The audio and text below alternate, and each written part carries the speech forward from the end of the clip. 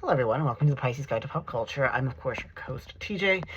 Today we're coming for you to talk to you about one of the most bonkers shows that I think I've ever seen, certainly that I've seen so far this year. And I'm talking of course about Netflix's The Hunting Wives, based on the novel by May Cobb. So it stars Brittany Snow as Sophie, this young married woman who comes to a small Texas town with her husband, and ends up hooking up, to put it mildly, with Malin Ackerman, who plays Margot Banks. Now, Margot is married to the local sort of like political bigwig who is trying to aspire to be the governor of Texas, and all sorts of stuff happens. Like, this is a show in which people have affairs, like when 40-year-old women have affairs with 18-year-old high school students, in which said women have abortions. There is some spoilers coming up where a young woman ends up shot dead, where people are shooting wild boars while people are drinking, and just all kinds of absolutely bonkers stuff. It's very soap opera-y, so it's not really grounded in what we might call realism. The characters are pretty thinly drawn, but that's okay. Like, we don't watch these shows for realism, do we? We watch them to watch women behave badly, and that they certainly do. That is as true of Margot and Sophie as it is other characters like Callie, who is Margot's former sort of lover, as this case of Jill, who is the local preacher's wife and is the mother of the 18-year-old that Margot is sleeping with. So as you can see, there's a lot going on.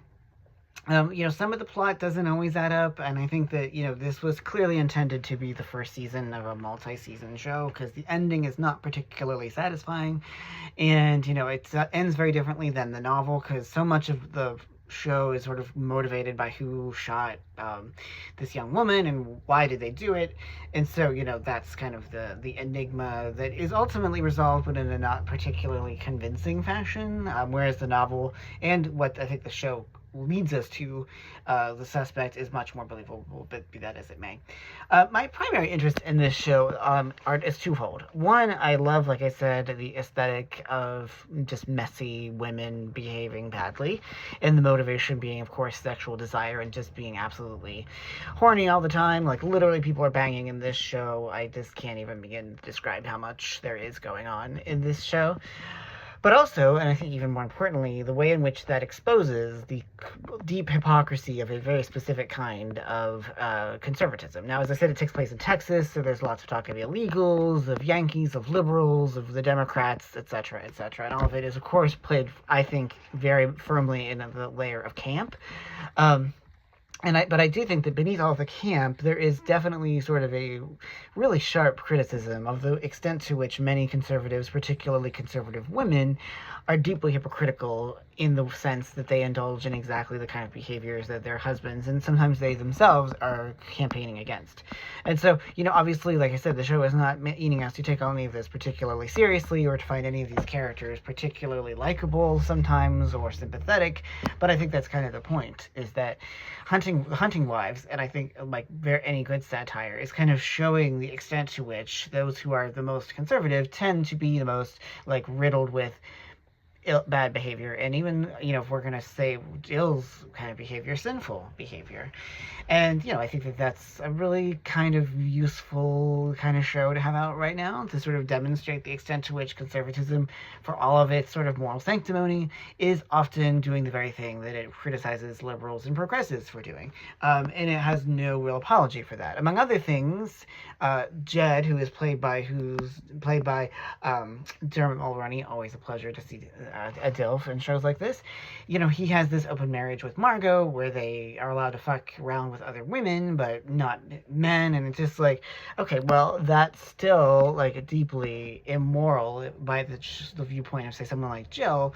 But of course, and I'm going to this is a spoiler alert. So at one point, Jill ends up shooting another woman who is the mother of the girl that was killed, and then she has herself shot when Margot and Callie come to visit her, and her last words are, "I kid you not, you cunts." So I'm just like, wow, this show is just leaning into high camp. And I think that viewing it through the lens of camp, I think really sort of sheds a lot of light on how it's grappling with the performativity of today's conservative moral majority. And I think that, again, I think that pointing out how much it is exactly that, a performance as opposed to anything authentic, is very useful perspective to have.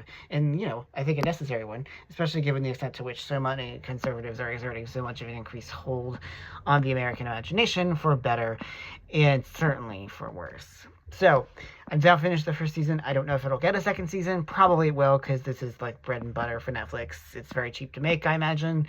There's no huge A-list stars to gobble up a lot of money. There's not a lot of CGI.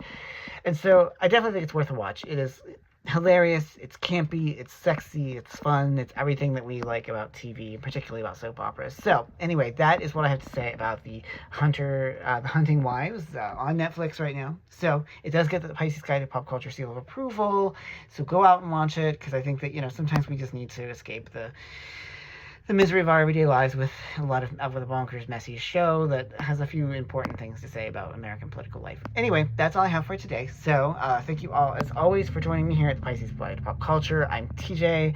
Take care, y'all.